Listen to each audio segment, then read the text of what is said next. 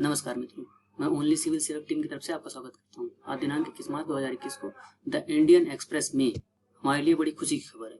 क्यों? क्योंकि आज संडे है, छुट्टी मनाने का दिन है। इंडियन एक्सप्रेस ने भी काम भर का छुट्टी मनाने का मौका दिया है। तो जो लोग यूपीएससी की तैयारी कर रहे हैं, लेकिन उनके लिए कोई दौर नहीं है, क्योंकि 99 का फेयर शुरू हो चुका है। इसका मतलब अब सिर्फ आज से 98 दिन ही बचे हैं आपके एग्जाम को। तो इसीलिए हम चर्चा जारी रखेंगे, साथ में जो समय बचेगा उससे हम स्टडी पोर्शन पढ़ेंगे। तो पहला आर्टिकल की तरफ चलते हैं। पहली आर्टिकल है गवर्नमेंट की पॉलिसी के बारे में। सच तो ऐसा है कि उसमें ढेर सारा क्रिटिसिज्म है, लेकिन पॉजिटिव वे में। उसमें नेगेटिव क्रिटिसिज्म हम पॉजिटिव देखते हैं, क्योंकि ये किसी बैंकर ने लिखा है ऐसा लगता है। उन्होंने बैंक स्ट्राइक के बारे में अच्छा खासा लिखा है कि बैंक आखिर क्यों स्ट्राइक कर रहे हैं, बैंक के साथ क्या होना चाहिए, बैंक के अधिकारियों की सैलरी बढ़नी चाहिए, मर्जर नहीं होना चाहिए। ऐसा हो क्यों रहा है? क्योंकि हाल ही में बैंक को दो पब्लिक सेक्टर बैंक को कहीं ना कहीं प्राइवेटाइज करने के बारे में कहा जा रहा है। इससे होगा क्या? इससे घाटा ये है कि जैसे जो भी लोग दो अगर अलग अलग बैंकों को प्राइवेटाइज किया, इसका मतलब क्या है? दो अलग अलग बैंकों में अगर दोनों पे बड़े अधिकारी होंगे कि नहीं, जब एक कर दिया तो कौन बचेगा, कौन चला जाएगा? मान लीजिए कोई सीईओ की पोस्ट वैसे होती नहीं, मान लीजिए कोई जनरल मैनेजर है किसी एरिया का, एक डिस्ट्रिक्ट का। अब दो बैंक है, दोनों में अलग अलग जनरल मैनेजर थे, लेकिन दो को करके एक कर दिया गया, तो कौन सा जनरल मैनेजर जो नई वाली बनेगा उसको होगा? ये तो समझ में नहीं आएगा। समझ में नहीं आएगा मतलब अगर प्राइवेट को दे दिया तो वो नहीं रह जाएगा ना, कोई नया हो जाएगा, तो इसीलिए उनको समस्या आएगी, मतलब उनकी जॉब चली जाएगी। और चीज क्या है, और छोटी छोटी और समस्या ये है कि ये दो पब्लिक मतलब सरकारी दो बड़े बैंकों को ये प्राइवेटाइज कर रहे हैं। दूसरी चीज क्या है कि बैंकों ने ही, चाहे डिमोनेटाइजेशन का टाइम हो, चाहे पेंडेमिक जो भी चल रहा है उसका टाइम हो, उन्होंने बहुत मेहनत की है लोगों को सुविधाएं देने में। आज भले ही वर्क फ्रॉम होम हो रहा है, तो क्या वर्क फ्रॉम होम हो रहा है तो हमारा पैसा अपने आप इधर उधर हो जा रहा है? कोई चीज हम खरीदते हैं तो या तो हमें जाना पड़ता है बाहर, लेकिन अभी क्या है, कम से कम 60% या 50% लोग तो कम से कम ऑनलाइन खरीद ले रहे हैं, जिससे भीड़ कम हो रही है ना। तो ये कहीं ना कहीं हेल्प कर रहे हैं दोनों तरीके से। एक तो बैंक में नहीं जाना पड़ता है, और दूसरे हमारा काम घर बैठे होता है, तो उनको भी वर्क फ्रॉम होम करना रहता है। देखिए, ऐसा नहीं है कि बैंकिंग के काम में सब सॉफ्टवेयर करता है, बहुत सारा काम मिडिल मैन भी करते हैं, मतलब बैंक के एम्प्लॉय भी करते हैं। जैसे बैलेंस शीट देखनी होगी तो बैलेंस शीट बैंक का एम्प्लॉय ही देखता है, सॉफ्टवेयर नहीं देखता है। तो ऐसे सारे काम करते हैं। बैंक में काम करने वाले मैक्सिमम लोग कौन से? मिडिल क्लास के लोग हैं। तो उनके साथ समस्या है, अगर उनकी जॉब चली जाएगी तो कहाँ कहाँ जॉब ढूंढेंगे? वैसे भी जॉब कम है तो कहाँ कहाँ ढूंढेंगे? और बैंकों का एक आरोप यह है कि जैसे neo liberal crony handlers. Crony handlers का मतलब क्या होता है? जैसे क्रोनी का मतलब होता है क्रोन, जैसे ताज, यानी एक ही किसी कुछ लोगों के हाथ में, एक तो नहीं कह सकते, लेकिन कुछ लोगों के हाथ में सारा सिस्टम चला जाए, इंडस्ट्री सारी उन्हीं के पास चला जाए, और भी जो रिसोर्स हैं, जिसमें जो भी संसाधन जिनसे पैसा बना सकते हैं, वो सारा उन्हीं के हाथ में चला जाए। तो इसे क्रोनी कैपिटलिज्म कहते हैं या क्रोनी हैंडलर्स कहते हैं। वो लोग ये नहीं कहते कि ये संसाधन हम ले लेंगे, वो कहते हैं कि इससे हम यहाँ इंडस्ट्री लगाएंगे, आपको रोजगार मिलेगा, रोजगार मिलेगा तो आपकी लाइफ अच्छी होगी, आपके पास पैसा होगा और सारी चीजें होंगी। लेकिन जो लोकल रिसोर्स हो रहा होता है उसका मेन फायदा कौन लेता है? जिसके पास इंडस्ट्री होगी वो लेगा। मान लीजिए 100 करोड़ की इंडस्ट्री लगाए तो उसका पर्पस क्या होगा कि 300 करोड़ 500 करोड़ कमाए। 100 करोड़ में से 300-500 करोड़ कमा रहा था, अगर 500 करोड़ की चीज वो ले गया, 100 करोड़ दे गया, तो बताइए कौन सा है? 400 करोड़ का फायदा ले गया अल्टीमेटली आपको, या लोकल जो घाटा होता है ये। और दुनिया में प्राइवेटाइज सेक्टर के बहुत भयानक एग्जाम्पल भी, जैसे 1930 का है पूरी दुनिया खास कही अमेरिका में जो रिसेशन आया था, अभी 2007 और 8 का है, अमेरिका का कारण रिसेशन आया था। ये सब प्राइवेट सेक्टर कारण ही हुआ, क्योंकि वो लोग लालच बहुत करते हैं, लालच के चक्कर में दे देते हैं। हमारे यहाँ विजय माल्या को खूब सारा लालच के चक्कर में प्राइवेट बैंकों ने दे दिया, उसके बाद अब झेल रहे हैं। उस पैसे को कहीं ना कहीं सरकार कैपिटलाइज करके बैंकों को दे रही है। तो मतलब एक तरह का डिजास्टर होता है ना, ये होता है कि उनके ग्रेड के कारण। और एक चीज पे ये लोग कहते हैं वो है लेटरल एंट्री। लेटरल एंट्री पे ये कहा गया कि जैसे लेटरल एंट्री के हमने इससे पहले मुद्दा तो कर ही लिया है, जो आज है थोड़ा सा, जैसे रिजर्वेशन। अब 8 या 10 पोस्टों के लिए आपने निकाला है, तो उसमें कैसे रिजर्वेशन लगा सकते हैं? एक समस्या। दूसरी समस्या की पॉइंट्स, की पोजीशन जो होते हैं। अब जनरल सेक्रेटरी रैंक की पोजीशन है, एक मंत्रालय में भले ही 8-10 होती है, लेकिन अब मंत्रालय का बहुत बड़ा काम है, तो किसी एक सेक्टर, किसी एक जिले या एक क्षेत्र, मतलब जिला तो नहीं कहेंगे, पूरा पूरा क्षेत्र मिलता है, एक क्षेत्र का अगर दे लिया और वहां किसी पॉलिटिकल पार्टी का ही बंदा बैठ गया तो फिर गड़बड़ है। फिर उसी के हिसाब से जो होगा वो होगा।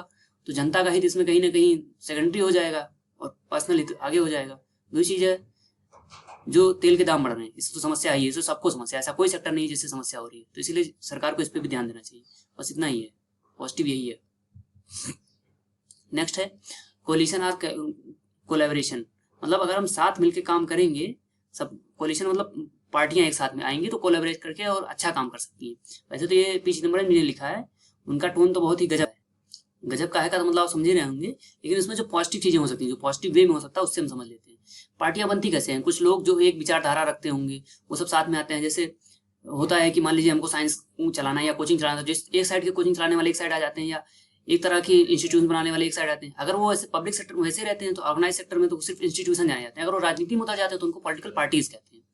और इसमें कई हर क्षेत्र के लोग हो सकते हैं पॉलिटिकल पार्टी में। उसमें कास्ट, अलग अलग कास्ट हो सकती है, अलग अलग रिलीजन हो सकता है, उनका अलग अलग इंटरेस्ट हो सकता है, सोसाइटी के अलग अलग तरह से लोग हो सकते हैं, कुछ भी हो सकते हैं, वो सब आते हैं। और अभी क्या है कि शुरू में जब हम आजाद हुए थे, मतलब 1950s में, तब जो भी था जलवा पूरा कांग्रेस का था। रीजनल पार्टीज नाम मात्र की थी या थी ही नहीं, मतलब उनका कोई मतलब नहीं था, क्योंकि हम तुरंत आजाद हुए थे तो कांग्रेस ही एक लौती पार्टी थी, तो उसी का चलता था। लेकिन धीरे धीरे करके रीजनल पार्टीज का उदय हुआ, कई सारी चीजें, मतलब क्षेत्रीय पार्टीज हो गई। भारत के उत्तर से लेकर दक्षिण तक, पूर्व से पश्चिम तक आज तकरीबन 100 से ऊपर ही पार्टीज हैं, जिनका नाम भी है, मतलब बाकायदा उनका नाम है। पार्टीज तो पता नहीं कितनी है, शायद गिनना ही मुश्किल है, लेकिन उनका नाम भी है, यानी अपने क्षेत्र में जानी जाती है। 100 से ऊपर पार्टीज हैं और उन्होंने अपना तरीका भी बदला है और आगे बढ़ रहे हैं हर साल के हिसाब से। देखिए, शुरू में वो शुरुआत तो करते हैं या तो कम्युनल होते हैं, मतलब जात धर्म के नाम पे, या फिर कुछ और कोई भी मुद्दा मिला, जैसे करप्शन, दिल्ली की सरकार जो है करप्शन का मुद्दा मिला, उससे बनते हैं। वो कहते हैं ऐसा करेंगे, फिर बाद में वो चेंज करते हैं, अच्छा करते हैं, लेकिन जनता को दिखाते हैं कि हम अच्छा ही चेंज लेके आ रहे हैं। और होना भी यही चाहिए, हमेशा चेंज करते रहना चाहिए समाज की जरूरत के हिसाब से। एक जो डाटा याद रखना है कि इंडियन मुस्लिम लीग 1906 में बना था। क्यों, कब बना था, ये सब तो आप हिस्ट्री में पढ़ सकते हैं। अच्छा है, कोलिशन के फायदे क्या होते हैं कि गवर्नमेंट अच्छी होती है, मतलब जैसे सब लोग मिलकर काम करेंगे तो सबके इंटरेस्ट की बात की जाएगी ना। सबसे बड़ी बात क्या होगी, किसी के खिलाफ बात नहीं की जाएगी, खिलाफ या कम से कम किया जाएगा।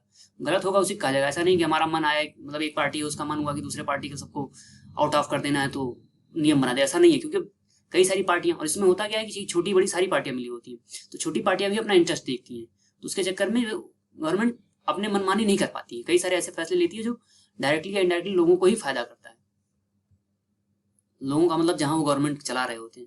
इससे होता क्या है, कई सारी छोटी छोटी पार्टियां, वैसे तो मान लीजिए छोटी पार्टी है, वो चुनाव लड़ेगी तो उसका बेस बहुत कम है, मान लीजिए 1 ही लाख या 50,000 वोट मिले तो नहीं जीत पाएगी। लेकिन मान लीजिए 4 या 5 पार्टियां मिल गई, या 2 पार्टी, एक बड़ी पार्टी एक छोटी पार्टी मिल गई, तो अब इसका क्या होगा कि जो भी छोटी पार्टी वाले को जहां से कहीं से तो एक सीट दी जाएगी ना, वहां छोटी पार्टी जीत जाएगी, बड़ी पार्टी की हेल्प से बड़ी पार्टी छोटी पार्टी की हेल्प से कोई जगह जीतेगी। दूसरा फायदा ये होता है कि जो हेट स्पीच होती है खास करके चुनाव के समय में, वो कम हो जाती है, तो इंक्लूसिव पॉलिटिक्स होने लगती है, मतलब एक दूसरे का साथ देने लगते हैं।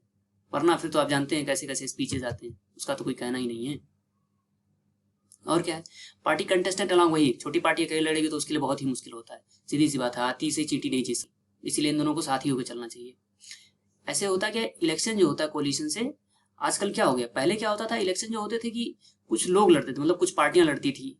अभी क्या है, कुछ पार्टियों का समूह लड़ता है हर जगह, चाहे कितनी भी बड़ी पार्टी क्यों ना, वहां की क्षेत्रीय पार्टी से कोशिश करती है कि हम साठगांठ कर लें, मतलब साठगांठ करने का मतलब कोलिशन कर लें, और ऐसे अलग अलग पार्टियां कर लेती हैं। अभी पश्चिम बंगाल में चल रहा है तो कोई ना कोई अलग अलग कोलिशन करके कर रहे हैं ना, असम में चलेगा वहां भी कर रहे हैं, तमिलनाडु में भी हो रहा है, ऐसे हर जगह पे होता है। कोलिशन गवर्नमेंट का होता है कि मोर रिस्पॉन्सिबल होता है, सीधी सी बात है, मैंने कहा ना कि ये डायरेक्ट कोई फैसला नहीं लेते हैं, सबसे पूछ पाछ के लेंगे तो रिस्पॉन्सिबिलिटी मोर होती है। और क्या फायदे होते हैं, वही कि हेट स्पीच घट जाता है।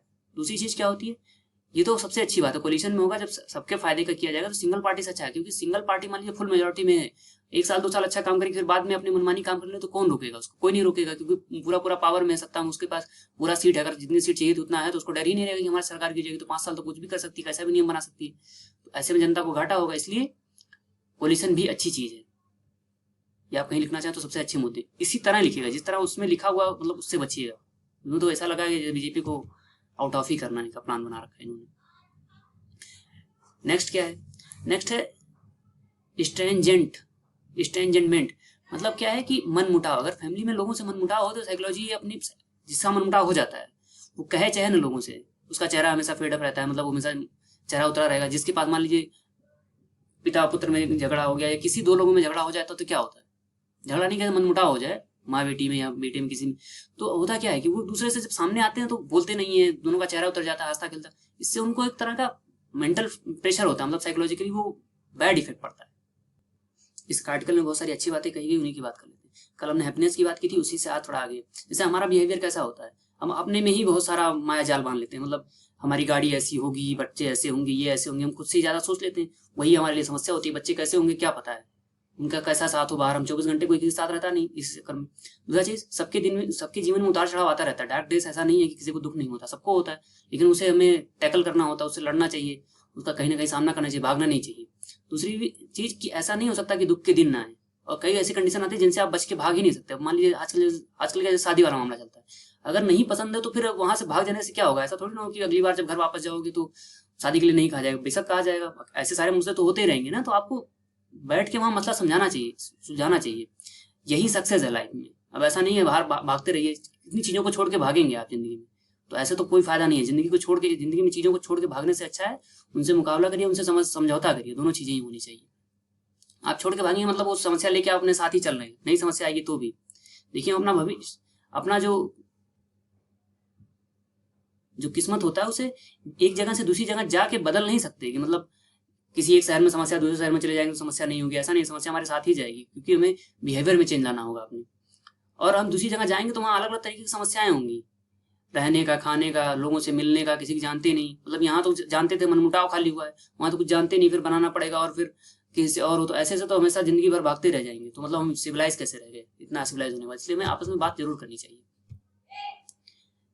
और क्या है, अगर हम अकेले हो गए, मान लीजिए नए शहर में चले गए तो क्या होगा, खाली अपने मोबाइल में घुसे रहेंगे, कुछ देर के लिए खुश, कुछ देर के लिए गम, कहीं कुछ गड़बड़ हो गया, वही आजकल जो होता है ब्रेकअप टाइप का हो गया तो छत पे से कूद गए, कुछ और कर लिए, तो ये एकदम इम्पटीनेस लाता है और दूसरी बात एक डिजास्टर भी क्रिएट करता है। यहाँ तक कि अगर दो देश जो इतने सारे विश्व युद्ध हुए उनके बाद भी कुछ रिट्रीट हुआ है ना, लोग दो विश्व युद्ध हो चुके हैं उसके बावजूद भी लोग आपस में बातचीत करते हैं, देश कर रहे हैं ना, समझो ट्रेड कर रहे हैं, सारी चीजें चल रही ना। तो जब झगड़ा यानी विश्व युद्ध यानी इतनी बड़ी तबाही होने के बाद भी लोग एक दूसरे से बातचीत करते हैं, तो एक मन मुटाव से क्यों ना हम सॉल्व कर लें बात से, कुछ भी हो जाए, जब गुस्सा शांत होता है तो इशू को हम सॉल्व कर सकते हैं, जरूर नहीं कि आग में ही घी डाला जाए, लेकिन कुछ समय बाद जरूर सॉल्व किया जा सकता है। और आजकल हमारे समाज में एक समस्या आ गई है, खासकर ईस्टर्न समाज में, हम सब ने वेस्टर्न कल्चर, खासकर अमेरिकन कल्चर को अपना लिया। अमेरिकन कल्चर मतलब सब पैसा पैसा पैसा, सिर्फ पैसे के पीछे भागते हैं, खुशियों के पीछे भी भागिए, जिसके लिए पैसा चाहते हैं उसके पीछे भी तो भागिए, मतलब उसके भी बारे में सोचिए। और चीजें क्या है, और ऐसा है कि जैसे कुछ भी कर लीजिए, आप अपनी गलतियों को छुपाने के लिए भागते रहेंगे तो ऐसे भागने ही पड़ेगा हमेशा, उससे आप बच नहीं सकते, चाहे जो हो जाए। देखिए हमको ये बताया गया है ना कि कुछ भी हो जाए उम्मीद की किरण हमेशा रहती है, इसलिए उस उम्मीद की किरण जगाए रखिए, अपनी समस्या का समाधान बात से जरूर करिए, मतलब साइकोलॉजिकली परेशान मत होइए। नेक्स्ट क्या है, नेक्स्ट है कि जो आज के लगभग 70 साल पहले ये डिक्लेयर हुआ था, 1952 भारत सरकार ने कहा था कि हमारे यहाँ चीता बचे ही नहीं, क्योंकि 1947 में 3 चीता बचे थे, उनको किसी ने मार दिया था। उसके बाद 1952 में सरकार ने खुद ही कह दिया था कि हमारे पास एक भी चीता नहीं, मतलब हमारे यहाँ से पूरी तरह खत्म हो गई। लेकिन अब आज के 70 साल, उस समय के 70 साल बाद लगभग हमारे यहाँ नामीबिया से चीता आने वाले, मतलब साउथ अफ्रीका और नामीबिया से चीता आएंगे। ये 2 ऐसे देश हैं, याद रखने वाला है, कहीं लिख सकते हैं कि यहाँ चीता की पॉपुलेशन हाईएस्ट पूरी दुनिया में पाई है, सबसे ज्यादा।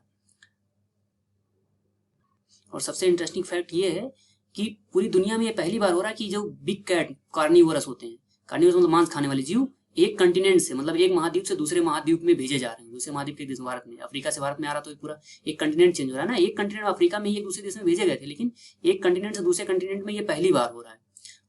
और ऐसा नहीं कि आज हमने कोशिश किया है, ये 2006 से ही हम कोशिश कर रहे हैं। 2010 में world wild institute of India ने 6 अलग अलग साइट्स को बताया था कि ये 6 साइट्स हैं, यहाँ पर हम चीताज को रख सकते हैं। राजस्थान में Mukund hills tiger reserve, Shergarh wild life century, ये राजस्थान में है। बाकी के 4 मध्य प्रदेश में Gandhi Sagar wild life sanctuary, Kuno national park, Madhav national park और नौरदेही वाइल्ड लाइफ सेंचुरी वहां पर है। अभी क्या है कि कूनो को एकदम परफेक्टली तैयार हो गया कि हाँ यहाँ पे टाइगर जो आएंगे वो आएंगे, मतलब चीता जो आएंगे वो यहाँ पे ही रहेंगे। इसके लिए अलग अलग जो वर्ल्ड वाइल्ड इंस्टीट्यूशन है वो सभी, और हमारे भारत के जो हैं वाइल्ड लाइफ के इंस्टीट्यूशन, वो सभी इसको फिर से तैयार कर चुके हैं और इसकी फिर से सर्वे कर रहे हैं कि हाँ अब लाया जाए। ये सब याद करने का, इसलिए एक बार याद कर लीजिए। इसमें जो एडिशनल है कि उसके लिए क्या होता है कि ये चीता का रहता कहाँ है। चीता ऐसी जगह रहता है ना जहाँ बहुत बारिश हो, जब हवा बहुत धूप हो। खासतौर पर भारत में ऐसा क्षेत्र गुजरात, राजस्थान, मध्य प्रदेश का क्षेत्र, तो इसलिए मध्य प्रदेश के पूना में रखने की कोशिश की जा रही है। कुछ समय पहले पूना में टाइगर्स को भी रखा जा रहा था, लेकिन नहीं रखा गया। टाइगर मतलब लायन को रखना चाहते हैं, लेकिन नहीं रखा गया। क्यों? क्योंकि 2 अगर लड़ने वाले जीव एक साथ रहेंगे तो उन्हें समस्या होगी, इसलिए नहीं रखा गया। दूसरा क्या है, इसके लिए लोगों को वहां से हटाया गया है, जिससे वाइल्ड और एनिमल, जिससे कि लोगों मतलब जनता जो वहां रहती है और जानवर के बीच में कॉन्फ्लिक्ट ना हो। वैसे हमारी चीता नहीं है, कॉन्फ्लिक्ट हो जाएगा तो लोग मारने लगेंगे और इससे हमारी वर्ल्ड वाइड बेइज्जती भी होगी, अपने यहाँ जो ला रहे हैं उससे भी खत्म हो जाए। सिर्फ ऐसा रणथंभौर ही है जहाँ 2 अलग अलग कार्निवोरस जीव रहते हैं, एक लियोपार्ड, स्ट्रिपेड हैन, ये दोनों रहते हैं। सिर्फ भारत में ऐसा ही है और ये डेटा दिया हुआ है इस लाइन में। और इसको शेड्यूल 1 में रखा गया है वर्ल्ड वाइल्ड प्रोटेक्शन एक्ट के, हमारा बना है 1972 में। और आज के विविध में इतना है कि बर्मा 1948 में आजाद हुआ था। एक टमटा दाव होता है, टमटा दाव डे है जो 26 मार्च को वो लोग मनाएंगे, 26-27 मार्च को। वो ये है कि आर्मी का डे है, उनकी आर्म फोर्सेस का नाम है, बस इतना ही याद रखना है। आपका बहुत बहुत धन्यवाद।